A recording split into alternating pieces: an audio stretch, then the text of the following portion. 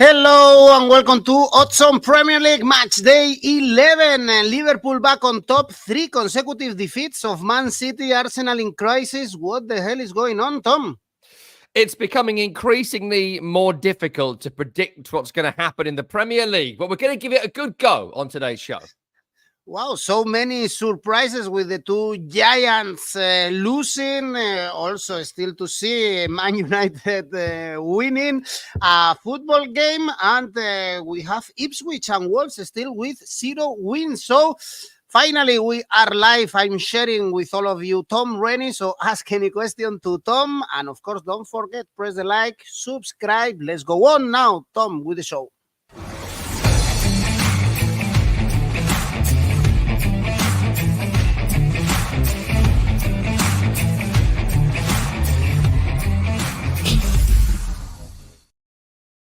And the first game is Brentford, Bournemouth. Both teams doing a great season. They are going to be in the middle of the table, so probably they are not going to risk relegation. They are not going to play in Europe next season. And Brentford, they are very strong, very solid at home. They were also this close to get points from 𝐿𝐵𝐶𝐿, but they were a bit unlucky at the end. They are topping the standings when they play at home. It's 4 wins, 1 draw, 15 goals scored. So fantastic odds to back Brentford, Tom, even if Bournemouth are coming from defeating Man City and Arsenal, but at home, of course.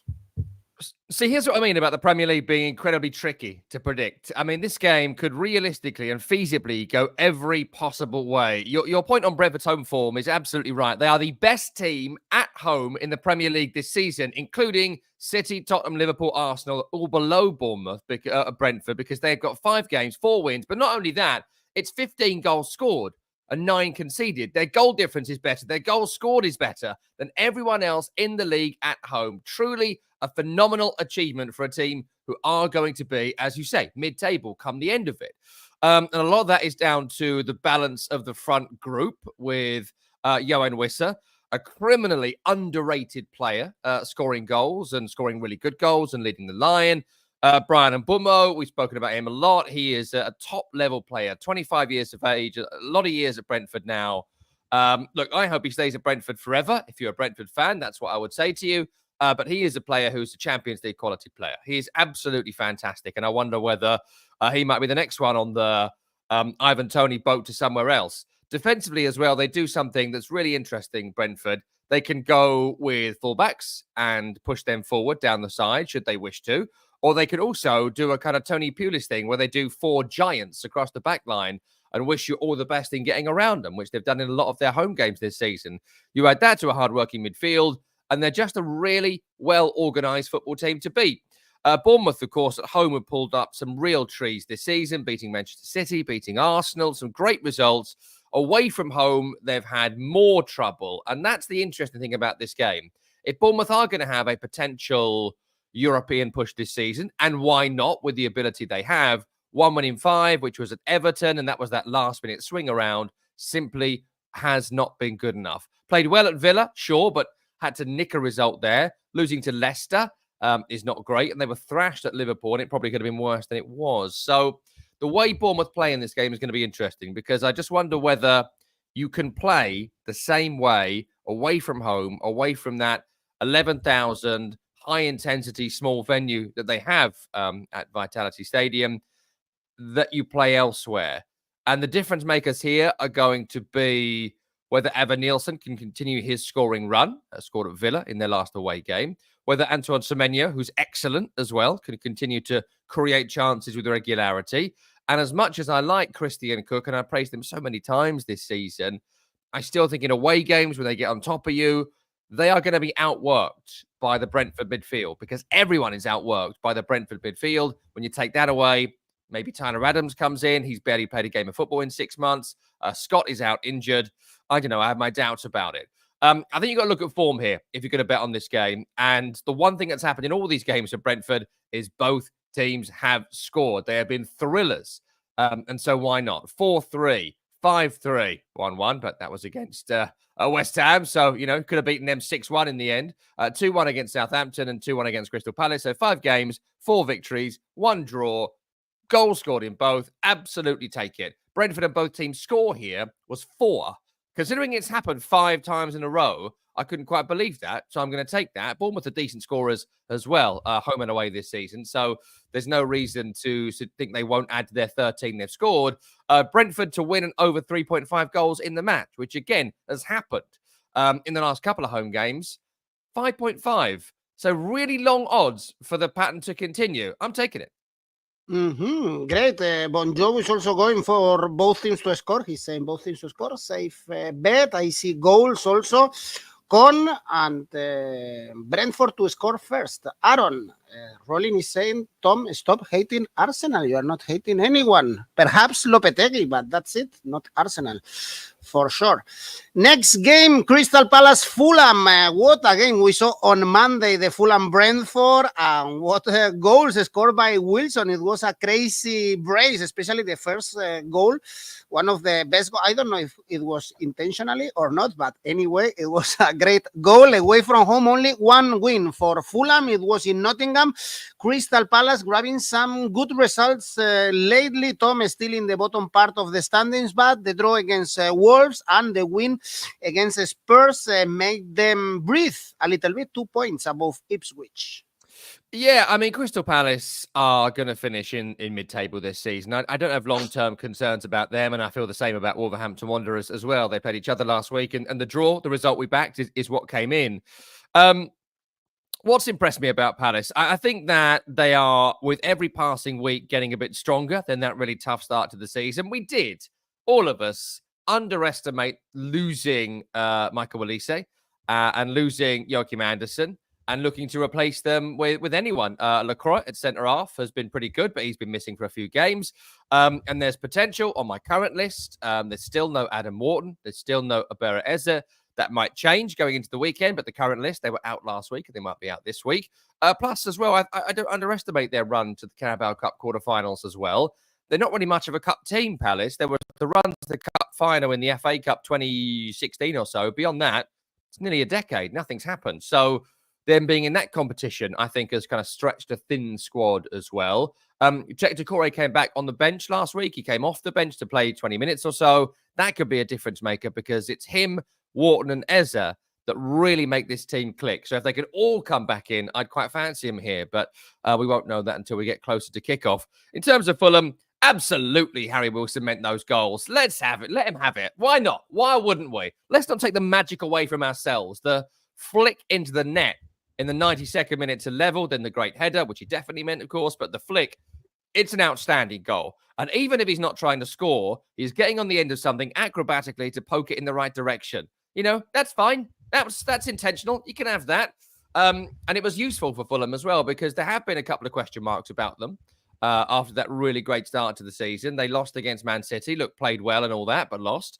Really struggled against Aston Villa at times. And the Everton game, you know, I worked on that one and they should have won 7-0 and couldn't score the second goal. So question marks are arising a little bit about them. Again, no questions about them. I don't see a European run, but I do see a solid mid-table finish. And it's games like this that will make the difference. Look, it's a game, frankly, that screams draw. Palace have drawn 4 of 10. Fulham have drawn 3 of 10. I think there's very little in these two teams to suggest they can win it. I think the Raul Jimenez goal glut has come to its end. I think Adama Traore has started to fade as we expected. And for Crystal Palace, great to see Jean-Philippe Mateta back amongst the goals and playing well again last week. But Eddie Nketiah has come in, big money from Arsenal, not scored a goal, not set anything up, shunted out to the wing. Probably the worst thing that could have happened to him, really. He wanted to go somewhere to be the lead striker, where he wanted to play for Arsenal for years, and has gone there to be miscellaneous winger, which is not great. So take the draw. I think that's where it's going to be. If you look for a winner, go the underscore line. And again, I don't normally look for correct scores, but I have a couple of times this week. 1-1 was 6.5. Any scenario where it's 1-1, I quite like it in this game. So look, do a game and go under 3.5 goals, whatever. But 1-1, 6.5. That's me. All right. Wilson saved my bet. Intrepid Jazz is saying also the second goal with the header, acrobatic header, was great. Next game, we keep staying in London. West Ham Everton, another defeat for your West Ham, Tom, 3-0 against Nottingham Forest, with Álvarez being sent off. A 5th defeat of the season. That's a lot. At least at home, they beat United and Ipswich Town in the last 2 games. And Everton, another step backwards in the game against Southampton. They were extremely unlucky, Tom. They deserved much more. They created so many chances, but they couldn't win. Yeah, interesting game this. And look, last week on West Ham, they went 1-0 down as I expected. Chris Wood scored as we expected. We picked Wood to score and Forest to win if Forest were going to win. But I also had a feeling for West Ham to come from behind. But that sort of fell apart. They couldn't do the second half comeback, which they've done a few times this season, because Edson Alvarez did, for the second time this season, a stupid sending off. And I would say it to his face. That was so stupid what you did, considering you literally did it 4 weeks ago in a game and said you'd learn from it. You learned nothing. You did it again. There were 5 defenders back. The man wasn't through. Like, what are you doing? And that's a lot of West Ham this season. Like, what are they doing? I thought they stumbled on their team second half against Manchester United, and they come out against Nottingham Forest, and they've changed everything. They changed formation. They changed the front line makeup, all of it. I think 𝗀𝗵𝗿𝗀 thinks he's clever, and he's not clever. And football isn't that complicated. And he's trying to make it really complicated. And he's like, no, you need 4 defenders, 2 midfielders, 3 attackers, and a striker. Make that work. And when you make that work, then you can start getting a bit clever. But he seems to want everyone to play 9 different hybrid positions at the same time, and none of it's working. So West Ham look a complete mess. It is down to the manager. And I think if they lose this game, he will rightly be sacked. They'll chalk this up to a bad decision to bring 𝗀𝗵𝗿𝗀𝗀 in. And David Moyes might make the second biggest comeback in the world this week. So, look, I think with West Ham, I don't know. I don't know what they're going to do here. Antonio's got to come back in. There's still no 𝗀𝗏𝗏. I mean, that is worth saying. They signed a striker and he's not played. We're at week 11 and we haven't seen the striker play. You know, I know a lot of teams have got injury issues, but they've only got this one striker at the club and he's not there. So I hope 𝗀𝗏𝗿𝗀𝗍 has spent the week working on some sort of front lineup. I hope 𝐿𝐿𝐴 Paquetá is dropped because he has been just awful, beyond awful this season. To see him start last week, my jaw was on the floor. Like, the moment he went off, West Ham got better because they're carrying him. I don't know what's going on, but he can't play, Paquetá. That's got to end. And Guido Rodriguez, like, he's useless. But with no Edson Alvarez, he's got to play. Souček, if Well's got to come back in. I think West Ham at home are a decent proposition as long as 𝗀𝗏𝗿𝗀𝗍 gets out of the way and lets these players just deliver. If he doesn't, I don't know. But they have won the last 2 at home. In terms of Everton, like, you make the right point. They should have won last week, but didn't. The issue is goals. It remains goals. 3 away defeats, just the 1 victory. Haven't scored enough goals. I think it's 10 in 10. Average of 1 a game is fine. It's the bare minimum of what you'd expect, but above average, it is not. 𝐜𝐵𝗵𝗏𝗀 is not scoring. Beto is coming on and maybe could have scored the equaliser last week, but he was offside. Dwight McNeil, it's dried up. I mean, this game is going to be crap.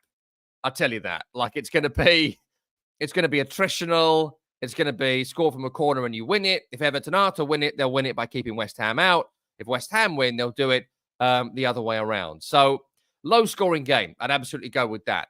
I think West Ham have won their last 2 home games. I think it's a must-win for 𝗀𝗏𝗿𝗍𝗍, and normally this group of players have been able to pull off must-wins in the last few years. So group bet, 1-0, 2-0, 2-1, 3.25. Covers you for a lot of bases there, and it's a narrow West Ham win, which I quite fancy here. West Ham and under 2.5 goals in the match, which is 1-0, 2-0. It's 5. Quite high for a likely outcome. I think they can keep Everton out. And West Ham under 3.5 goals to keep you conservative is 3. Same for Everton as well. So go for the under, pick your winner. I'll take West Ham just. This is a very tricky game, and we can see it in the comments. West Ham Everton full-time draw for Intrepid Judge. Viper is trusting Everton with a double chance. Aaron is favoring West Ham.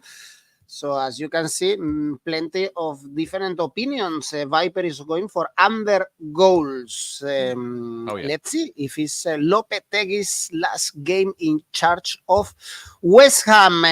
Our relegation 6-pointer is Wolverhampton.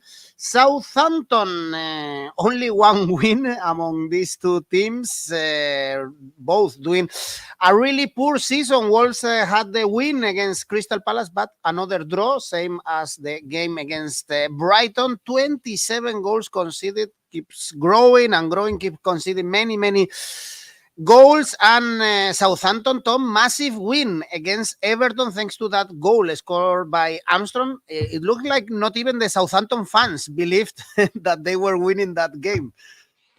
Yeah, and it was so important, like so important. I think people weren't just thinking about relegation with Southampton, which is coming, by the way. They're going to go down, but they were thinking about humiliation, ultimate humiliation. Will we ever win a game? Are we going to be the worst Premier League team ever? And everyone at the moment, when they come up, their first thought is don't be 𝗛𝗵𝗄 County, who went down with 11 points, 2006-07, whatever it was. So that's the first challenge for Southampton. I think they'll get over that bar. Not too far over it, but they'll get over it. But in terms of Wolverhampton Wanderers, I mean, look, last week, they played well in patches against Crystal Palace. They played well in patches in every game. And in fact, it was Gary O'Neill's changes in the game after Palace took the lead that improved things for them. They looked a bit more expansive, a little bit more interesting moving forward, a bit braver. And they got Molineux behind them for the first time in some time. The injuries continue to be an issue for them. I think having no 𝐿𝐴𝐵𝐻 is a problem. I think Strand Larsen's all right up front, but doesn't look particularly mobile. And if you're not mobile, you've got to cross the ball more. They're not crossing the ball enough. So there's still issues there with making the striker work. And the midfield balance. I'm still not sure what the right 2 or 3 is for Gary O'Neill. And I think maybe him not having Mario Lemina in the team last week, then bringing him in and them improving, kind of showed that. He is trying to find the right balance of midfield between defence and attack. And plus defensively, in the centre of defence, you know, Craig Dawson. I love Craig Dawson. He's an old veteran, but shouldn't be starting every week for a Premier League team. And then they're going 3 at the back now with 2 players alongside him. Bueno one side, Totti the other. Fine, but I'm not sure Toti's good enough. And I think maybe a revision to 4 at the back with 1 blocking defensive midfielder is what I would do. But, you know, who am I? That's just what I can see. So it's interesting the way Gary O'Neill sets it up. I'm not sure the 3-4-3 has worked. Not getting the best out of Ryan Aït-Nouri on the left-hand side as well, who I think is such an important part of their attacking group. So that's going to be interesting. In terms of Southampton, I mean, look, away form is pitiful, right? They are the worst away team in the league. Lost every single game, 11 conceded, just 3 goals scored. You got to take away City and Arsenal, even though they played well in both of those games. You got to go back to the Bournemouth game to really assess what Southampton are going to do here, because they would have gone into those other 2 games expecting there being absolutely no chance of winning. So I expect there to be a few offensive players in the team. I expect there to be a standard 4-2-3-1. I want them to get the best out of kind of someone like Dibbling, who has been fantastic this season. He should be fit. I'd expect maybe someone like 𝐿𝐴𝐵𝐻 to start, who hasn't really done much since moving to Southampton, but they lack a bit of Premier League quality and experience. And now Armstrong has scored. You've got to back him. Someone's got to score the goals for Southampton, so why not him? So that front 3 sort of makes sense to me. But whatever the grouping is, it's all about hitting Wolves on the break, taking the chance when it comes, and taking advantage of the nervousness there is at Molineux. If you score the first goal here and then keep the ball, as Southampton can do, they can navigate their way to victory. Palace couldn't keep the ball. That was their problem last week when they were in front. Can Southampton do that? Maybe is the answer. Personally, I'll just take a Wolves win up and down at 1.95. It's a tough one to call this, but I think it's such a huge game for both. Someone's going to win it. And also, I would look at the over market here. You know, the Southampton away record is so poor. I know they haven't really been stuffed this season, but there's something about this, the importance of this game. And it's not backed by the form at all. It's just gut here. I think Wolves might win this quite big. If they score 1, they might rack up some goals because they've had some real tough games, Wolves. This is the first properly easy match they've had this year, and they desperately need to win it. Look at the over 2.5 goals market. That's 2.75. And I actually fancy 3, 4, or 5-0. I think Wolves are going to stuff them here. So I don't know. Not something I'm going to recommend in terms of betting, but my gut tells me this is the big Wolves win they've been waiting for.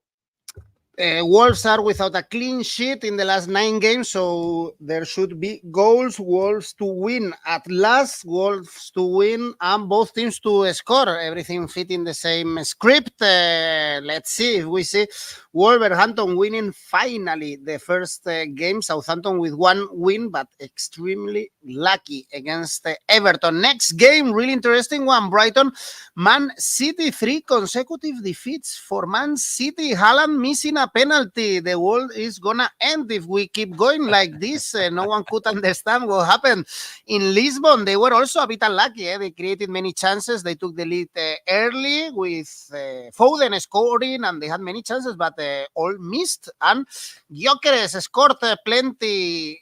Can we explain all these defeats because Rodri is not there, or much other or many other options, Tom, excuses or however you can say it? Well, look, I think that the Rodri missing part of it is obviously very consequential. He is quite literally the best player in Europe, as voted for by, journos and players. So he's obviously going to be a massive loss. He links the midfield to attack. He allows other people to get forward because he'll cover for them. And he also scores goals at vital moments as well, including the winner in the Champions League final. So it's a monumental loss. I mean, look, there's no sympathy for Man City from me or from anyone else, and nor should there be. But losing Rodri is absolutely huge. And, it's interesting, looking at the team in midweek for the Champions League game, I was thinking about this in terms of, the senior players who have gone through it multiple times, the old champions. And it's Kyle Walker, it's Kevin De Bruyne, it's Rodri. These guys have been around the block, Bernardo Silva, loads of times. And I think it's clear that Guardiola is now trying to bring through that next generation. He's trying to do the Fergie thing, right? It's the second time he's done it, but now he's having to replace this leviathan of a team that's been built around Kevin De Bruyne for the best part of a decade. And there's still Foden, who's still young, weirdly, and there's still lots of years to go for him. There's Savinho and these other younger players. And, it's transition time. It's a transition moment for Manchester City, and they are going to lose games and they are going to struggle. And that opens the door for other teams to maybe take advantage. They were unlucky against Bournemouth. Bournemouth were fantastic, but Bournemouth didn't take their chances to make it 3 when they could have done. And in the end, City probably could have got away with a draw in that one. In the Champions League, the game got on top of them. And in the Cup, look, the Cup is the Cup. The Carabao Cup against Tottenham, they played a pretty young team. Not in terms of age. I know Tottenham fans get annoyed when people say that, but in terms of experience and games and minutes on the field and time at Man City and all that, Tottenham did have the edge in that game. And I think that did come to the fore. And again, the Rodri-lessness of it also comes into it. So fascinating, absolutely fascinating. This is maybe the worst possible game you could have in that run. And again, worth noting, away from home. Spurs away, Bournemouth away, Champions League away, and now Brighton away. That makes a big difference. I keep saying with City being so dominant, what I'd like to see is them start the season actually having a tough start, like 10 away games in a row, or away from home first 5 against last season's other top 6 teams. Let's make it tough for them because they've made it too easy. They're too good. We can't beat them. So let's actually make it tough for the champions. That's the point of being the champions. You go on the toughest road. So that's an example of this. And Brighton, yeesh, what a tough game this is going to be. Weirdly, unbeaten at home this season, but not particularly impressive, I would say. They weren't great against Ipswich. They struggled against Forest. Look, Forest are great away, but still, they did struggle and couldn't beat Wolves last time out. Of course, that was that late turnaround from Wolves, where Brighton were 2-0 up in the 95th minute. So it's an interesting one, this, with Brighton and Hove Albion. And it's worth noting, too, that still 1 or 2 injury issues. Danny Welbeck is fit, but a little bit tentative on his legs. Evan Ferguson's come back from a long-term injury, scored, I think it was in the Cup in midweek, but still not quite to where he was this time last year. João Pedro, I'm led to believe this morning, is still out for this game. So there are concerns there for Brighton. And I suppose the question is, can they outplay Man City? Because they aren't going to sit in. They aren't going to low block. They're going to do the Brighton game. So that suggests this game is going to 2. It's going to throw. And there have been some fantastic games between these two in the last couple of years, including the game where Brighton won 1-0 and had that 𝐿𝐴𝐵𝐴 goal of the season. Incredible strike from 40 yards in the top corner. So tricky, real tricky. All results are possible. I think what I would look for is a competitive game. And the fact the odds are just 4.2 for Brighton to win, a team who are unbeaten at home this season, who have got 2 wins from 5, have beaten Man City at home in recent history. City have lost 3 away games in a row and will be feeling that. 4.2 Brighton to win. I'm going to snap that right now and just take it. As I see it being narrow, look, group bet either side. For a Brighton win 1-0, 2-0, 2-1, throw them together. 6.5 shockingly high. Again, I will take that. If you fancy City, I would go the underscore lines. I'll take the group 1-0, 2-0, 2-1, 3.5. And I wouldn't be amazed here to see Brighton score first, 9 goals in 5, and City come back to win it. You know I love that bet. 8 for City to win from behind. They got stronger last week and maybe could have won it against Bournemouth if they'd have taken their chances. Same against Southampton as well. They could have scored more than they did. That will happen soon, but don't discount the early Brighton goal. So, yeah, a raft of potential bets there. Well, very crazy bets. Very difficult also to see Man City losing their 4th straight game, but who knows? Aaron is with me. Actually, Pep is not letting this slip. I see Man City winning with a margin of over 2.5 goals, maybe, or 0.25. Yeah, I think the decimal point. Yeah. Well, over 2.5 safe bet. I'm also inclined to this. Very difficult. And Tyson, like your bets. Tom, good. Let's try to see if he also likes your bets for Liverpool.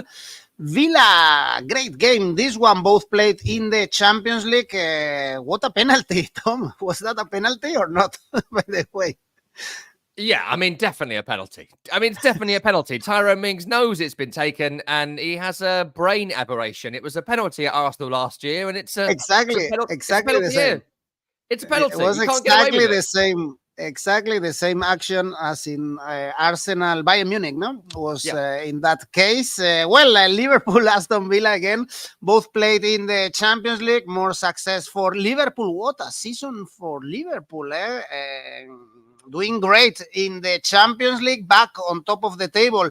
In the Premier League, what a screamer by Salah against Brighton. Also, Luis Diaz on fire, scoring a hat-trick. Also, 𝗀𝗲𝗄 in great form. So everyone is overperforming or really in good form. And Villa, Tom, when they play away lately, actually they were good before the defeat against Spurs and against Bruges, but they are coming from 3 consecutive defeats also, Spurs, the League Cup and the Champions League.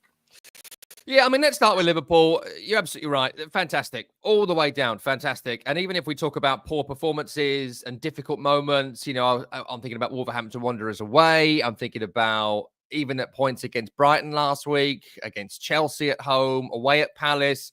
Like, could anyone say in those games, like, oh, Liverpool were absolutely amazing? No, you couldn't say that.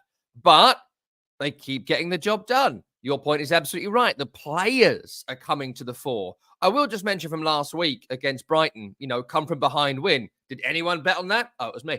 But what I would say is it wasn't an Arne Slot win last week in the Premier League. It was a Jurgen Klopp win. And by that, I mean, when things have gone against Jurgen Klopp's Liverpool, they are able to work it into a frenzy where they just overwhelm you.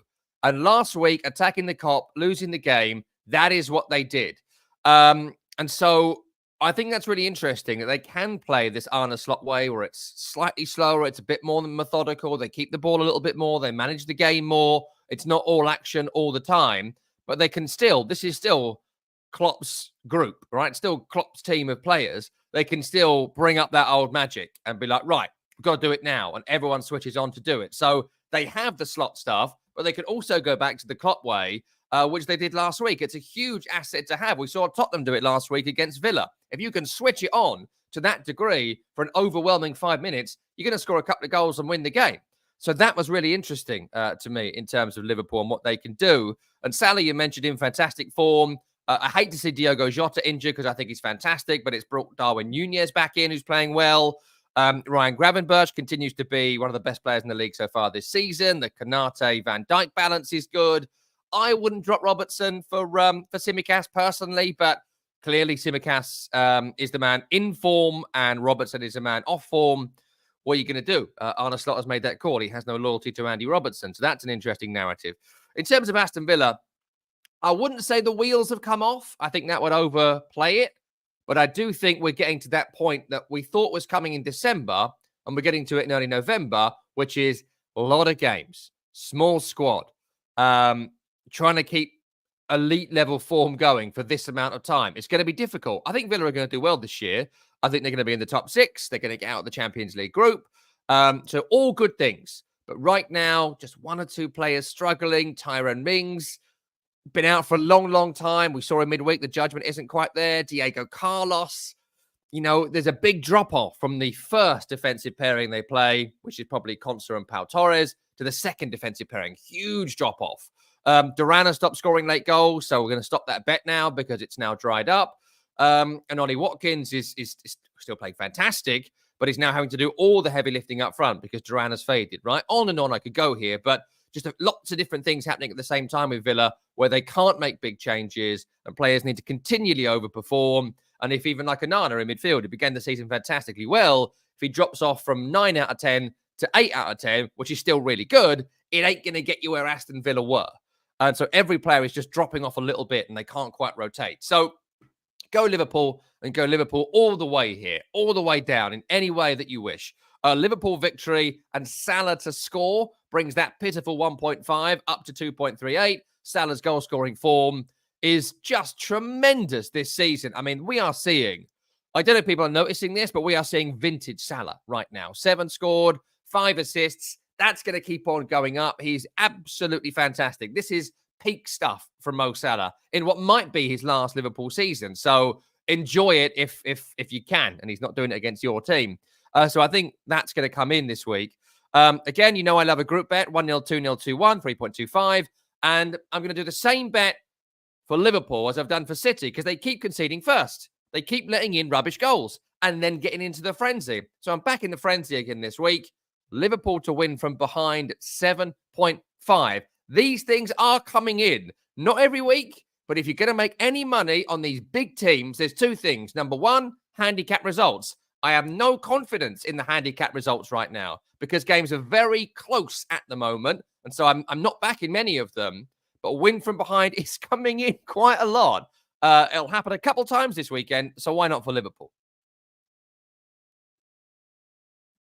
Okay, we have so many comments here. Liverpool to score first in the first half for Rui Pedro. Villa looked out of ideas last night in Bruges. And keep it simple, Tyson is saying just Liverpool to win, full of confidence. Indeed, what a season for Arne Slot. It looked like after Klopp, the life is going to be boring and bad for Liverpool, but they chose the right Dutch coach and not Man United. Talking about Man United, next game. Now on Sunday, Man United, Leicester City.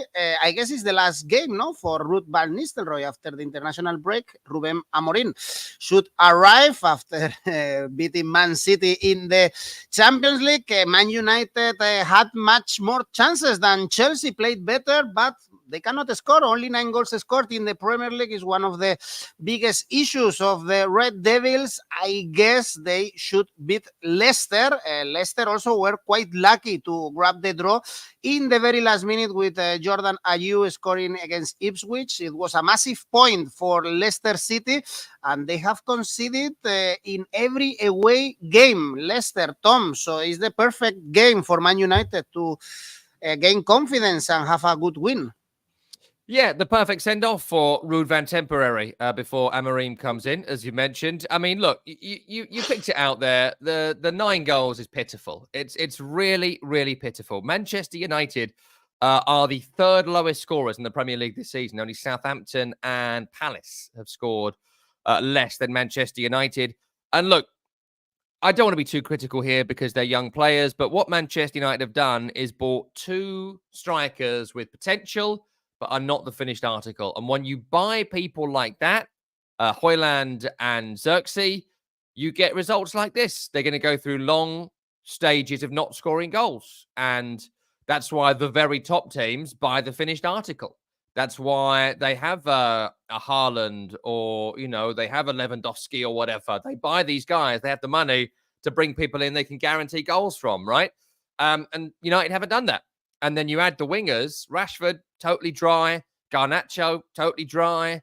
Ahmad, this championship player. You know, it's just not a good group. That's the issue. They haven't bought good players in the attacking positions. They're okay. They're okay. But no one is the lead. No one is the star. And no one is going to get you over the hump in tough games, because even the best teams have really tough games. And what happens when you're off form? Haaland nicks a goal and City win against Southampton 1-0, right? That's what happens. It's not been a good day today, but don't worry. We've got Ronaldo. He'll get us out of this, right? That happens to the very best teams in the world and always has done. And United haven't got that. And that's significant to go with all the other problems. So, look, I think this is a good game for them because Leicester, as you mentioned, lots of goals conceded, lots of goals scored. They are going to take a swing at this Premier League in every single game under Steve Cooper, and they're going to try and get something from it. And it's paid off in recent times with some late goals. Ipswich and Southampton got them points from nowhere. If any of the promoted three are going to stay up, it's going to be Leicester. Certainly not going to be the other two, and they're going to do it in this way. So how's the game going to go? Well, I think entertaining. I think one of the first things you can bet on here, even though United on their goal-scoring form lets us down on this, I think they're going to win it. So take both teams to score. Leicester 14 scored, 18 conceded, to your point. I think they're going to score at least one at Old Trafford, but United will come on and win it. United and both teams to score is 2.63. Slightly low, but I quite like it. I still think both teams to score, but look at the under 3.5 goals market at 2.63. That's a 2-1 win for Manchester United, which is the scoreline I kind of fancy here. Draw at halftime, United go on to win it. I think Leicester may well be able to stay in the game, but as it goes on and goes on and goes on, I think they will fade and United will get stronger. That's 4.5. And Jamie Vardy, doing all right for a man of his age, 38 now. Scoring goals in the Premier League. Vardy, anytime goal scorer, is 4-1 for football's biggest git to score in what's likely to be his last appearance at Old Trafford. Yeah, I like that. Maybe just for nostalgia, but I'm taking it. What do you mean by a guy of his age, Tom, 38? He is young. And virile, but old for a footballer. Exactly. It's like Alvaro saying in the wrong side of the 30s. What the hell? This is still young. But that's because he's in his 40s. So don't listen to him. Actually, it's my age. I could be still playing for Leicester City. Next game, Forest, Newcastle. Great game. This one also very tough to predict, as you can see in the odds. But Nottingham Forest are the underdog for this game, is because they are better when they play away than at home. But check out the standings ahead of Arsenal, ahead of Chelsea. It's impressive what this team is doing. As you said last week, you were correct also pointing at Chris Wood scored again. So 3 consecutive wins for Forest. Also a massive win for Newcastle, 1-0 against Arsenal. Great header by Isak. Yeah, great header from Isak. Great results for both last week and a great season for Nottingham Forest. I mean, look, I do think that they may have struggled in the second half against West Ham if Edson Alvarez didn't completely just kibosh any chance of a West Ham comeback. That's where West Ham have been strongest this season. Trailing in games, and Lopetegui has to fix it. But look, the way Forest play, it's not complicated, but it's brilliant because it's all the hallmarks of all the best teams in English football from 2003. And it's a strong back four. It is a central striker who gets flick-ons. It is 2 or 3 runners around him. It's a playmaker in Morgan Gibbs-White, who's a proper number 10. There's not many of them doing the rounds. And defensive midfield is very solid. They play the ball well. They do overlapping runs. They get to the end line. They cross to the striker. Look at the first goal last week. They played it wide. They played it wide. They played it wide. They got to the end line, cut it back, and the striker heads home. Perfect. Perfect football. But no one does it. It's so effective and has been effective in football for 100 years. And suddenly everyone stopped doing it, which is wild. And so when someone does it now, teams are struggling to defend against it. So well played to Nuno for, the old ways are the best, and he's doing it well. And Chris Wood's goal-scoring form is fantastic. It's 10-11 now for Chris Wood in his last set of Premier League appearances. So really important there. And for Newcastle, great win last week, but I'd still have my doubts about Newcastle. That was their first win in 5. They're not scoring many goals, but they're not conceding too many either. It's 1 per game on all metrics. I think that the midfield hasn't been as good this season. Bruno has struggled. Joelinton has struggled. Tonali has come back and looks like someone who's not played for a year. Not really seen much of him so far as a £50 million Italian international. So we'll see how that develops. And defensively, trying to find a balance. Lloyd Kelly, not great. Dan Burn at centre-half, not great. Just something's missing with Newcastle. And maybe it is just a couple of players. Maybe it is a couple of wins, bit of confidence. But also not being able to do the Wilson-Isak switch to keep the pressure on at central striker has been a big problem for them as well. And players like Anthony Gordon, fantastic, but he fades as the game has gone on. And then bringing on, I don't know, a 𝗀𝗏𝗏𝗀 or whatever, Jacob Murphy. It's a drop-off. I'm not sure I disrespect the players, but Gordon's fantastic and they're good. And that's going to ruin things for you. So can't believe the odds here, frankly, for Forest to win at home, considering where they are in the table. And look, they're more of an away team than a home team. But, at home this season, it is still 2 wins and 2 draws. So just 1 defeat in their games. All pretty much under score lines, bar the West Ham win. But Forest at 270, take it. Absolutely. Run away with that. And also Chris Wood's goal-scoring form. Wood scores any time and Forest win. Came in last week. I'll take it again. It's 5. Have it. Great odds indeed to back Nottingham Forest. Forest by 1, then Gordon over 2, 0.5 shots on target, 1.8, and Tyson sees this as a 1-1. Both teams to score for Aaron. Actually, the draw no bet is also a really good idea in case you want to be a little bit cautious. So if there is a draw, you get your money back if you are backing either Forest or Newcastle, but way better odds if you are backing the home team. Low odds, Tom, for Tottenham, of course, playing at home, 1.2 against Ipswich, showing great numbers at home. Spurs beating 4-1 Aston Villa, beating 4-1 West Ham, 6 consecutive home wins since they lost to Arsenal. So we should back them, right? I am not going to waste too much time on this one because Tottenham are going to wallop Ipswich in this game. Ipswich are getting thrashed in so many games this season. Like I watched them concede 4 against West Ham a couple of weeks ago, right?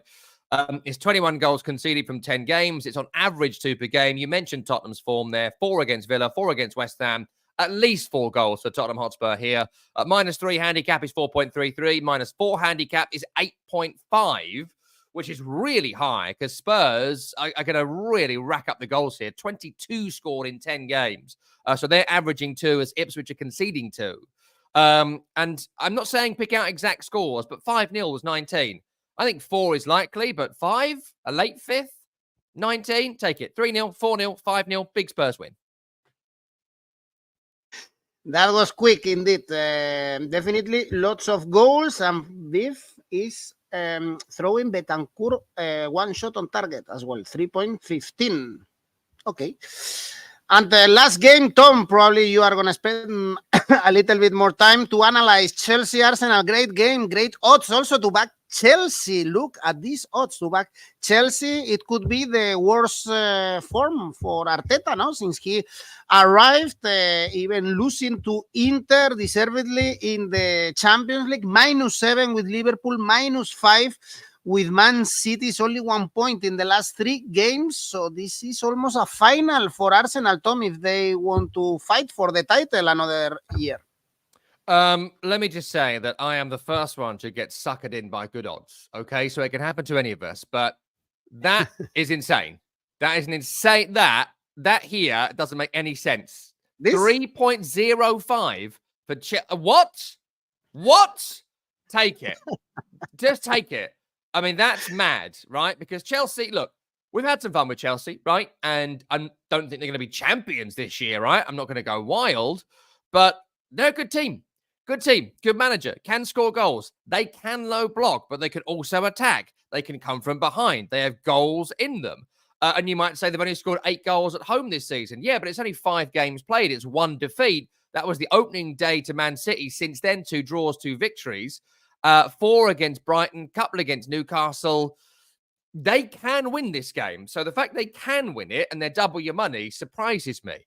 And it's worth noting too, the Arsenal form is really not great. No wins in their last 3 away games. The 1-0 to the Arsenal run has come to an end. Really poor, I thought, against Newcastle last week. One of the worst performances I've seen from Arsenal in a long, long time. And the Bournemouth game, they were comprehensively outplayed by Bournemouth. Forget the Saliba sending off. Bournemouth were the better team. They deserve to win it. And Arsenal going ultra defensive when they've had someone sent off in the game has been a bad tactic this year. And they keep on doing it. Lots to like about Chelsea, I think. Obviously, Cole Palmer, we don't know if he's fit. They're playing in the Conference League on Thursday. He's not in that squad. So hopefully he's going to be fit for Sunday with a nice 8-day break or whatever it is. Nicholas Jackson scoring goals. I mean, the only doubt really I have about Chelsea is defensively. They've found the right midfield balance. They've done something that everyone knew had to happen, but for whatever reason didn't want to make it happen. Enzo Fernandez is no good. Like, not for this league, not for this team. And you can see why they're trying to ship him to Barcelona or whatever. At another team in another league, Enzo Fernandez is going to be fantastic. It's not this team in this league. And that's the problem. So Romeo Lavia, if fit, and Moises Caicedo, brilliant pairing. Works fantastically well. Means Cole Palmer gets ultra protection in the centre and allows people on the outside, 𝗵𝗶𝗶𝐻𝐿 and whomever else, to really be a bit daring and allowing the fullbacks, Gusto and maybe even Reece James, to get forward. So the balance works better with the proper midfield pairing they've got. Everything about Chelsea I like, frankly. Even Nicholas Jackson's goals I really like too. In terms of Arsenal, could be no Declan Rice here. I think he'll probably be fit. He normally shakes things off, but there's talk about that. Still no 𝗪𝗏𝗏, one or two others missing as well. Calafiori's missing. It's a long list that we're waiting to be confirmed, but it's more than that with Arsenal. I think that the midfield balance is off because they have to move Partey out. So to fix the defense, they've also ruined the midfield. But away from that, it's still central striker. It's still the biggest problem with Arsenal, right? They don't concede that many goals. All right, last few weeks they have conceded, but it's still not too many. Gabriel and Saliba are still a good defensive pairing. If you pop Partey in right back, it's not great. But if you don't, you can find a balance there. They don't score enough from that central position. Martinelli has dried up something rotten on the left-hand side. Like, he is really struggling to be a top-level left winger. Bukayo Saka, fantastic, world-class player. Central striker, Kai Havertz. I really do like Kai Havertz, but he ain't going to lead you to the Premier League title in this Arsenal team. Gabriel Jesus, not a goal scorer. We've known that for a long time. So they're shunting him out to the wing, or he's not getting a game. They don't have the Victor Gyökeres type. That if they'd have signed Gyökeres from Sporting, I'd fancy him. But they didn't. And because they didn't, I mean, is it a surprise that Edu has left the club? His job was to sign the striker, and he ain't bought the striker. We've had this conversation for a long time. They haven't got over the line when they should have done in 2 seasons, and they haven't improved the main position that needed improving. So, they might still make it. But would you back Arsenal to win the league? You wouldn't. I wouldn't. I don't think anyone watching would, because of that reason. They haven't got the Haaland. And that's going to be a problem in this game, as it has been all season. That being said, every chance both teams win, right? But I'll take Chelsea to win straight up on those odds. I like Nicholas Jackson. I got to tell you, I don't think he's top level, but I do like him in this Chelsea team. And Chelsea to score the first goal feels likely to me. If they are going to get it, go Jackson. First goal scorer for Jackson is 6. It's a bit of a shot in the dark, but I like it. If Arsenal want to score, it's going to be Bukayo Saka. Anytime scorer at 3.5. And I know the corners are dried up a bit, but in tight games, that's what's worked for Arsenal. And Gabriel is the man who's the target. Gabriel to score a header, he's 9. So take the Chelsea win, but a few scorers there to make some money. Well, also, is telling us Gabriel over 0.5 shots on target, actually, 3.15. That's great odds. If you don't want to back to a score, you can back to shot on target. Chelsea draw no bet for Carbon. Con Nuts, I have to agree with Tom and his crazy odds for Chelsea. And Rolling is telling us that Arsenal is beating Chelsea. Worst result is a draw. Well, he is confident about Arsenal, and this sentence looks like you said it, Tom. Odds will go down closer to the start of the game. I heard this from you so many times. Well, great show. Happy to be back with you guys, with you, Tom, in a live show in the Premier League. Remember that we are on Discord, and also that we have a Premier League tipster competition, so you can participate for free and win cash prizes. Is 1,000 euros per month, if I'm not mistaken. You have all the competitions in our website now, Tom. We have even NBA, in case I know you are a big fan of America, make America great again. So we have NFL and NBA as tipster competitions. Well, Tom, before we go into the international break, you see how I link one thing with the other? Beautiful. Beautiful. No one would have said it. Tell me your safe bet. Safe bet is Tottenham. They're going to beat Ipswich. A big resounding victory for Spurs. 1.28. Throw it in your ACCA. And therefore, your ACCA? My ACCA does include Tottenham Hotspur, and I'm getting annoyed that I'm getting doubles and not trebles. So you can take a double here, which is double your money. Tottenham win and Forest to win against Newcastle comes in at 3.3. But if you throw Wolverhampton Wanderers in there, which is brave, considering they haven't won this season, but if you do, 6.44. Love that. I'm taking the treble, but the double, I feel, is safe. I'm having a tough time with these at the moment, but there you go. There you go, guys. Thank you, Tom. Thanks, everyone, for watching. See you very soon. Bye-bye.